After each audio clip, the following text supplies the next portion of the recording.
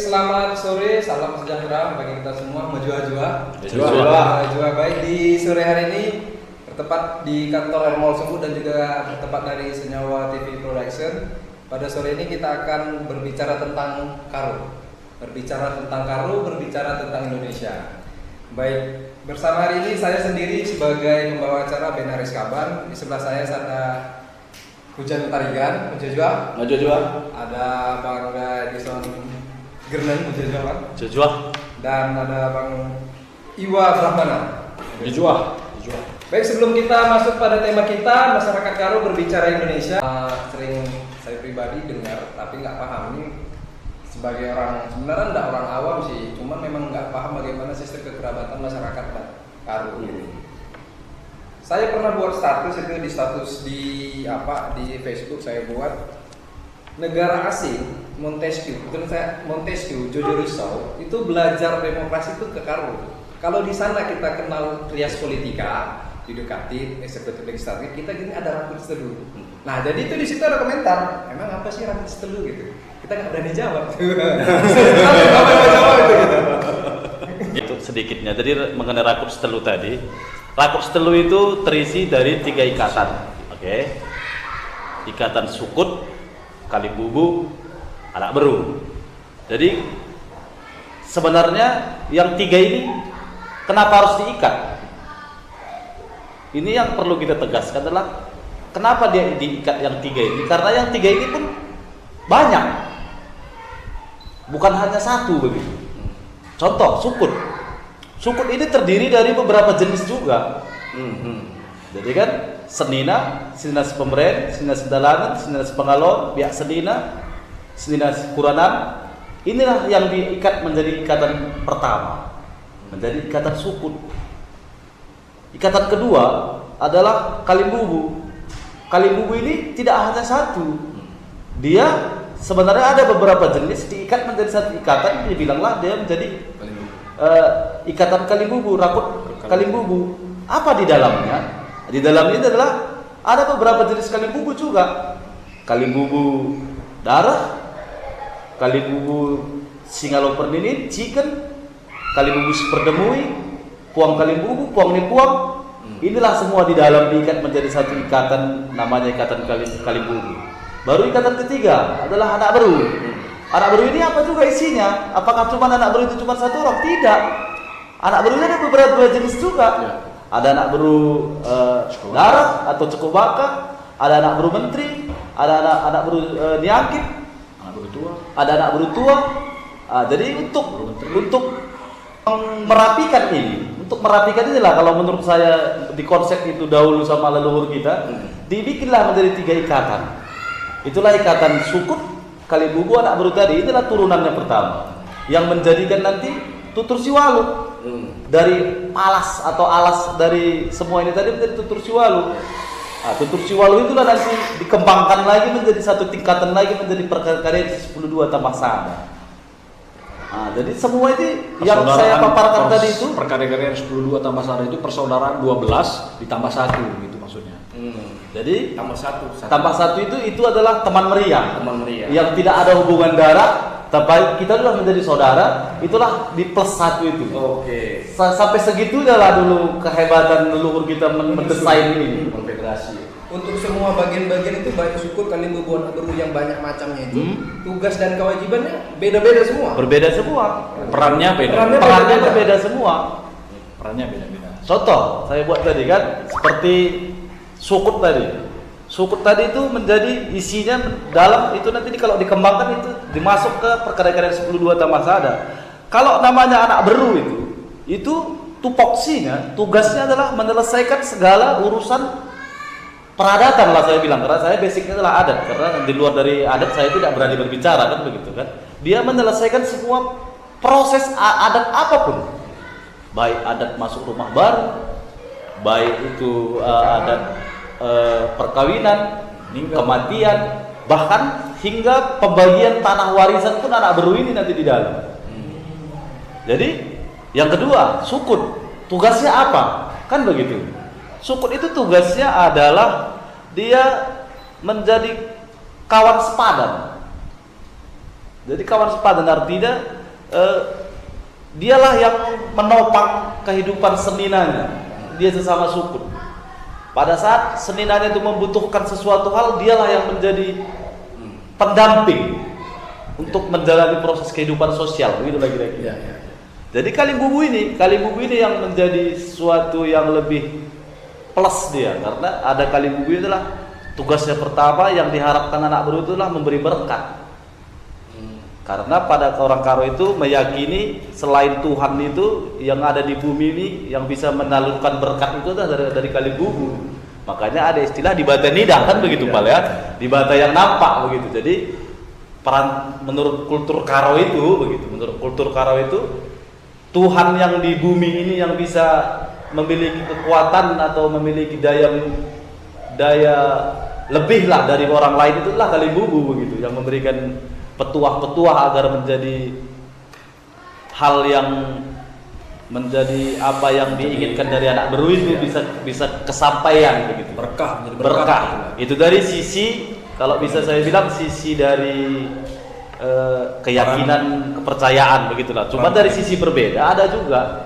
Sisi berbeda ini adalah kali bubu ini adalah sebagai pemberi nasihat. Orang yang disegani atau orang yang pantas memberikan nasihat begitu. Senina tadi anak baru tidak berani menasihati kali bubunya.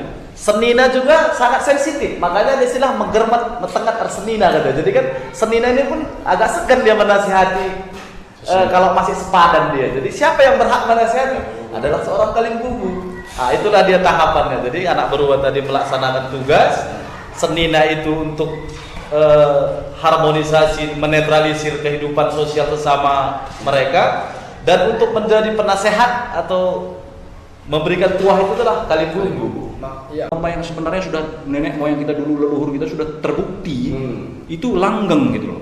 Nilai gotong royong, nilai aron, nilai rumbu, nilai musyawarah. Bahkan desain adatnya pun kalau kita bilang untuk saat ini membuat ulang adat seperti ini nggak akan bisa jadi gitu. Kalau nggak untuk merumuskan yang baru ya. ini gitu. Mirip ini pun sulit ya. Sulit begitu. Aku pun kadang-kadang berpikir seperti ini. Setelah zaman itu ya. Setelah aku coba beberapa kali merunggui peradatan banyak orang berumah tangga dalam peradatan Karo, orang meninggal gitu kan. Baru aku berpikir setelah selesai itu kok sampai sebegininya apiknya, kompleksnya dan luar biasa begitu. Bagaimana lah orang dulu mendesain ini begitu. Tinggal kami mengaplikasikannya saja luar biasa begitu. Contoh saya buat. Itu kan nggak satu generasi, dua generasi jadinya itu. Ini contoh kan begitu kan. Ini adalah si A. Dia memiliki kalim bubu. Memiliki kalim bubu. Kalim bubunya ini pada saat dia tidak adil terhadap anak berunya, si kalim bubu ini kemana mengadu? Si anak baru ini kemana mengadu kan begitu kan? Ini adalah seseorang dia tidak mendapat perlakuan tidak adil dari kali bubunya, begitulah ceritanya. Kemana dia mengadu? Ini pertanyaannya. Kemana dia? Rupanya leluhur kita sudah memikirkan itu. Tempat pengaduannya pun dimasukkan. Itulah namanya puang kali bubu. Kali bubunya kali bubu dia. Puang ini artinya adalah deking.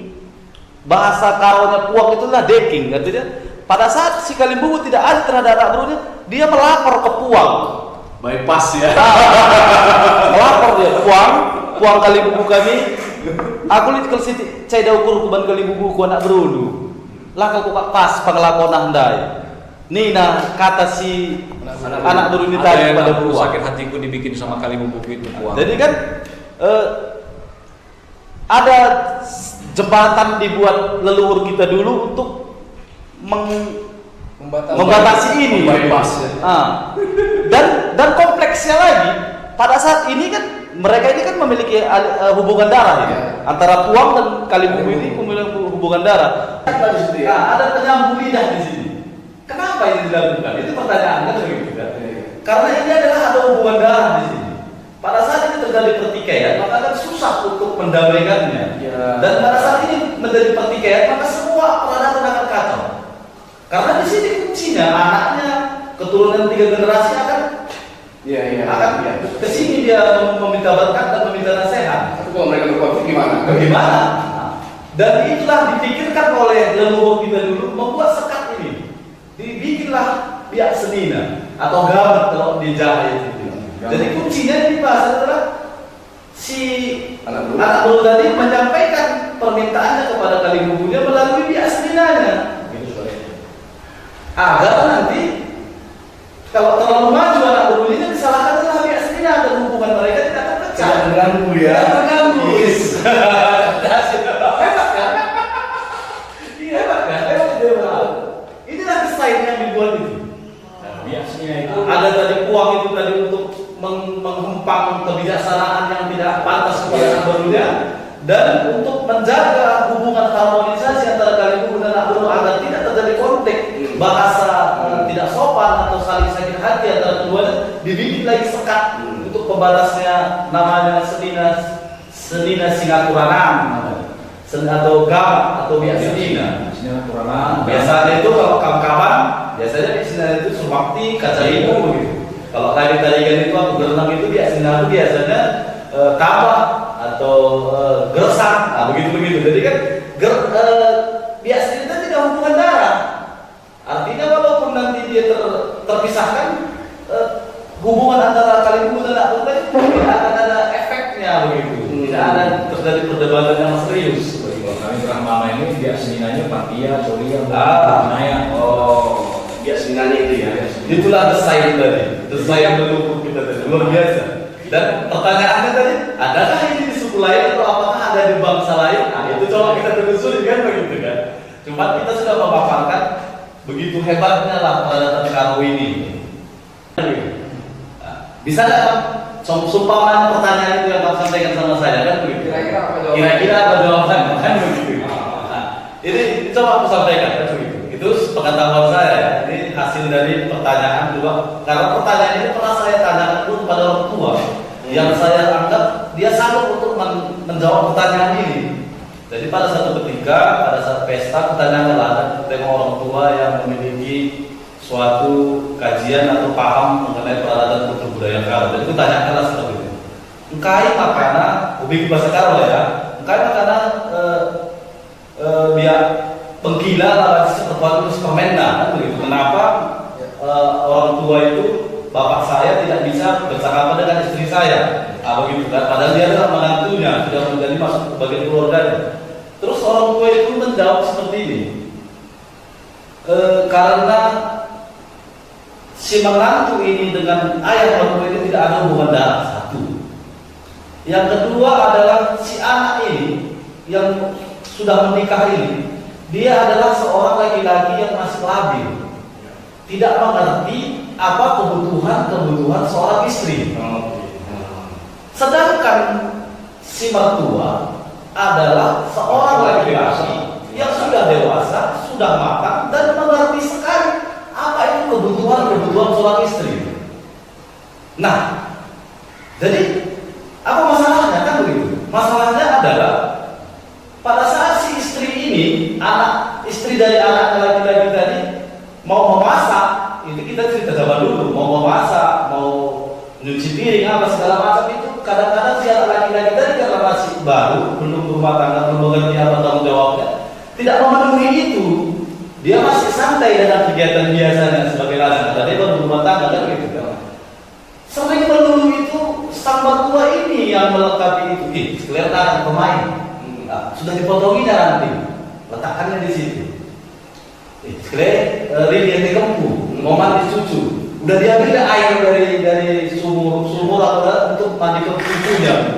Jadi dengan begitu bisa timbul rasa perhatian si istri tadi kepada mertuanya begitu. Dan untuk menghempang itu, dibikinlah dia tidak boleh berbicara sama sekali. Walaupun kadang si mertua ini tadi, si ayah ini tadi memenuhi kadang-kadang kebutuhan apa, padahal si ayah ini tidak berpikiran negatif ya, tapi seorang istri ini tahu perempuan merasa diperhatikan tentu akan menimbulkan rasa apa kan begitu kan. Nah, jadi untuk menjaga si perempuan ini tadi sebenarnya bukan menjaga si mertua ini tadi, kita kadang-kadang orang berpikir ini karena si mertua ini adalah laki-laki, karena laki-laki ini lagi bilang Dina, makanya seperti itu. Padahal bukan. Si mertua ini tadi tulus untuk membantu si permain biar kebutuhannya tidak terabaikan karena anaknya belum punya makan dari seorang bapak. Dia melakukan itu begitu.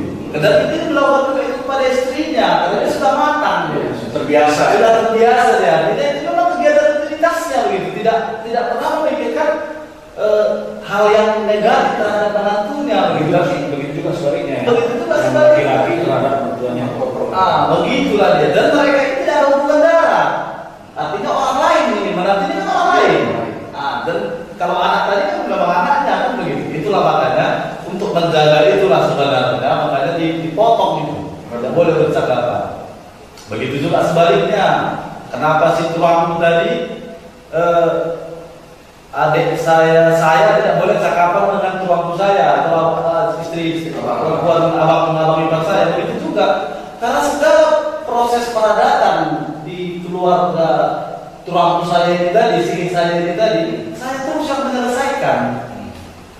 Artinya sampai kebutuhan proses peradatan itu tetap aku yang melakukan itu, bahkan kalau sakit kan? aku yang kenapa aku dulunya kan begitu, untuk mencegah itu rasa simpati ini tadi muncul, maka dibatasi lagi. Ya kan dia orang luar. Karena si tulang ini tadi dengan saya kan orang luar, sama-sama tidak memiliki keterkaitan keluarga gitu. Udah gitu kalau keluarga mungkin dianggap sama orang luar ini kok bijaksana kali ya, atau kali yang ini gitu lah. Jadi pandangannya jadi aneh-aneh ya.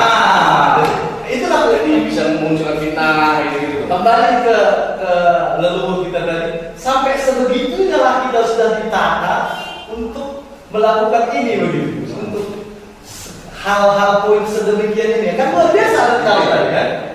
Mungkin sebelum ini kan belum terlalu benar, sekarang sedang Artinya Damai. keselamatan damai Saya- semua apa tuh yang mau dia? Ya filosofi orang kamu sangat bertuah, berjuah-juah bertumbuh merasa bawah. Nah itu nggak bisa diberikan uang. Gimana? Iya kan? Gimana kita pakai itu gitu? Jadi rupanya kita belajar jauh-jauh, ya kan? Rupanya dekat rumah kita ya. Rupanya kalau kita yang belajar kita kan ya. Tapi kalau aku pribadi sih Bang, itu setelah memang ditinggalkan apa ya? Aku tinggalkan rutinitas itu yang membuat aku itu nggak fokus ke kerjaan, balik jadi ada kesempatan untuk bertemu. Kalau seandainya tadi masih di rutinitas itu mungkin nggak bakalan Pulang juga. nggak bakalan pulang. masih asik Masih aja. ada hikmah kayak dipetik lah gitu kan. Jadi kesimpulan kalau bisa saya bilang, ayolah, Sepakat. kita punya Salah ngomongnya. harta karun loh. Iya. Kita punya harta karun. Kita punya peradatan karun itu sangat luar biasa. Artinya peradatan karun itu jika kita masuk ke dalam luar biasa. Tidak ada satu poin pun untuk kehidupan sosial khususnya merugikan untuk orang karun itu sendiri. Tidak ada. Artinya semua yang sudah dituangkan oleh leluhur kita, peradatan karun itu, sistemnya itu, remunya itu, semua untuk kebaikan orang karun itu sendiri. Jadi pesannya, ayolah, mari kita kembali hargai, mari kita kembali masuk ke dalam adat kita, karena itu sangat berguna dan tidak akan ada berdampak negatif untuk kita sendiri sebagai orang karun. Itulah pesan dari saya. Nggak kampungan. Itu kita menggali kembali nilai-nilai kearifan lokal Karo. Kenapa kita harus memanggil seseorang itu dengan sebutan tertentu? Kenapa kita melakukan adat ini? Kenapa kita pahami kita punya merga atau beru?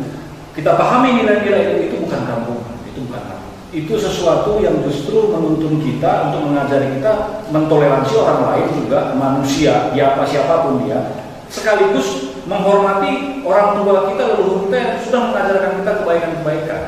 Jadi itulah namanya diversity, keberagaman. Terkhusus kita memahami keberagaman di luar, tapi kita punya nilai-nilai orang Karo yang kita kenalkan. Nah, itulah yang membuat kita saling menghormati antara satu manusia dengan manusia yang lain. Kita kagum dengan budaya mereka. Wah, kami kurangnya di situ, kita belajar yuk. Begitu dia lihat kita, wah kami tidak ada di kalian yang itu, kita belajar yuk. Nah, sekarang kita kembali, ayolah generasi muda, minimal kita ya, semua di sini, kita populerkan kembali nilai-nilai kami. Kita modifikasi sesuai dengan dinamika kita pada saat itu, tetapi nilai-nilai esensialnya, spiritnya itu tidak berubah. Itu bukan air kampungan, justru itu sekarang yang dicari oleh orang-orang barat gitu. Itu yang dicari. Jadi tema HIK ini di belakang kemarin itu the tasty treasure of Karonis. Jadi rasa harta karun yang terpendam gitu loh. Itu yang kita gali kembali. Banyak sekali. Bisa kita buat dalam konsep apa saja. Kalau nanti tidak orang karo yang menjaga, orang lain nanti yang menjaga. Kita pilih aja. Apakah lebih baik orang lain menjaga atau orang karo yang menjaga?